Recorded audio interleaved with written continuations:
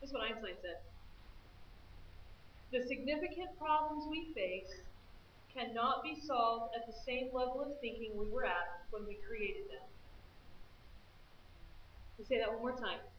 The significant problems we face, maybe in the United States of America in 2009, cannot be solved at the same level of thinking we were at when we created them. What does that mean? That means that this country better start thinking differently. We had certain paradigms. Maybe we were busy.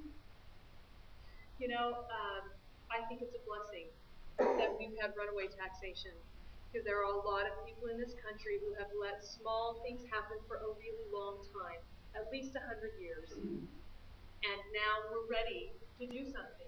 Sometimes you just need that catalyst to get you serious. So we're going to talk about how, and throughout this course, every month give you a little bit more information. There are articles that supplement what we're teaching that are, and unfortunately, they're not all written. 2 of them are posted. You can get those online. The first 2 that you would read, and there's others, and I'm working as fast as I can. But those will help give you some basic skills. As I got involved in Georgia University, I found out really quickly that I couldn't survive there studying the way I've been studying. We had every course, original works, a discussion in class on every book that was principle-based, writing seminars. Every class ended with an oral exam plus simulations. So it was, you're doing it.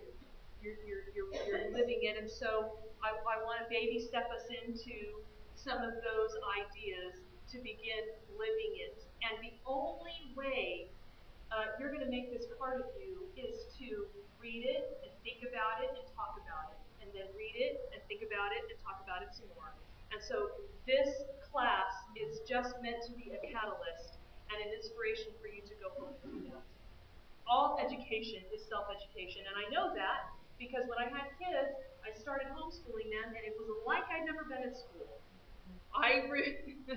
We would pull out books, and I would think, wow, how did I ever pass a test on this information? I don't remember any of it. And it's because I didn't care.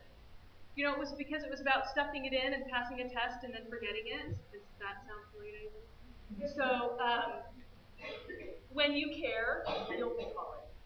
And that's why this is your education. This is the education for you to become the best you.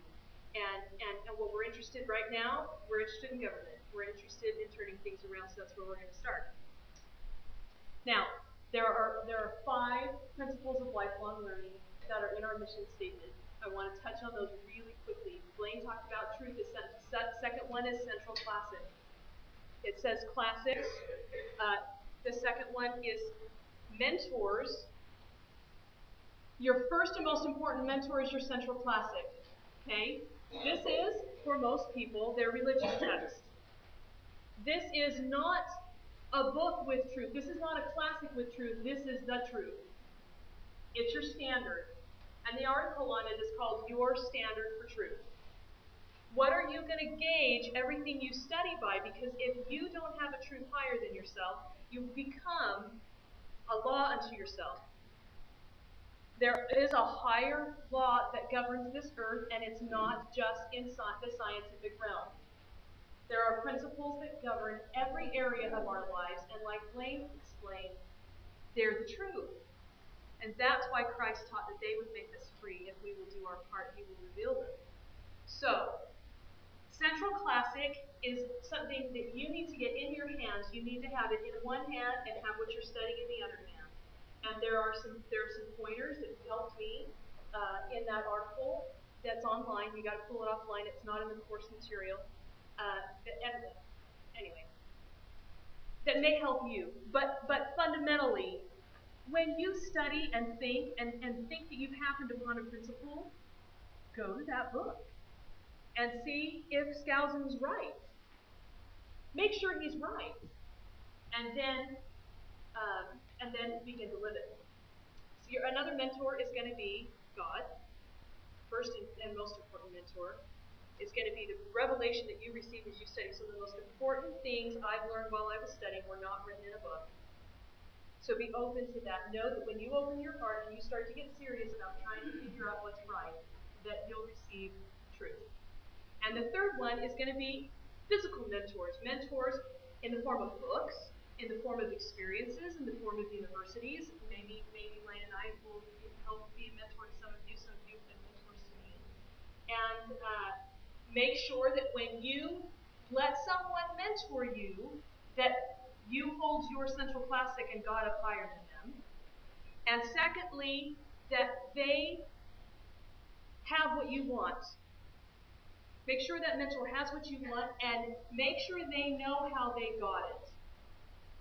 Okay? So there are people who have great marriages, but they don't know why. You can't admire them, but they can't teach you how to do what they've done unless they know the principles that got them there. Okay? Because what are principles? They're universal. They're true for everyone all of the time. My application is not your application. My opinion is not your opinion. And how I listen to my children, and how I exercise and eat healthy, and how I become an owner, those principles apply to both of us, but how I do it is not how you do it. Carson said the only thing we're teaching anyone is a principle. So that's what we're focused on now. We want to use classics, and so what I did was go back to my study and say, what were the most important classics that got me where I am? Where can we start? Because classics are classics because they hold true. Because they're true to human nature. In the article on classics, what are classics and why should I read them, helps you to understand. That one's also already posted on the website. That will help you understand things like human nature, natural law, principles, epiphanies. Man, I can't even remember everything. Some guidelines for what is in a classic and the beginnings of how to use them. Then discussion. This seems odd, maybe, but it's something we don't do. We don't do it effectively. When we watch TV, especially when we watch the news, you know what we learn? We learn that opinions are somehow valid, that they're somehow important, that what we ought to do is just have a lot of them and listen to a lot of other people's opinions, so we're all just always spinning our wheels, right? And it doesn't get anybody anywhere. And so what we want to do is move away from our opinions back to the principles, and discussion helps us do that. You have to make them part of you. And you have to be with people who can call you on it when you think you know what it is and you're just wrong. And it takes some courage to sit in a group and say, well, I think it's this, and have someone else say, no. But you see, this is the classical model, and there's a whole other speech I give about the history going back to Greece and Rome with these 5 lost educational principles. But discussion is part of the classical model that was done all the way through. And in fact, I have a friend who's talked a lot about his Oxford. Someone in their family went to Oxford, and I think it's Rob. His brother went to Oxford and came home. How'd you like Oxford? Well, it's just a glorified readings list. I mean, you know, they just tell you these books to read. And then, well, I guess you have this mentor, and I guess you sit in a room and talk to him and other people about he really has this 10,000, 10 grand.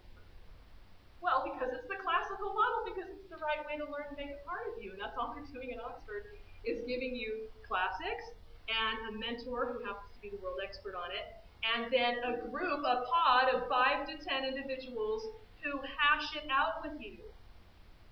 So discussion is critical, and we want you to not just do it now, but do it over and over and over again. But today we're going to practice it. I'm going to give you some principles of discussion that we're going to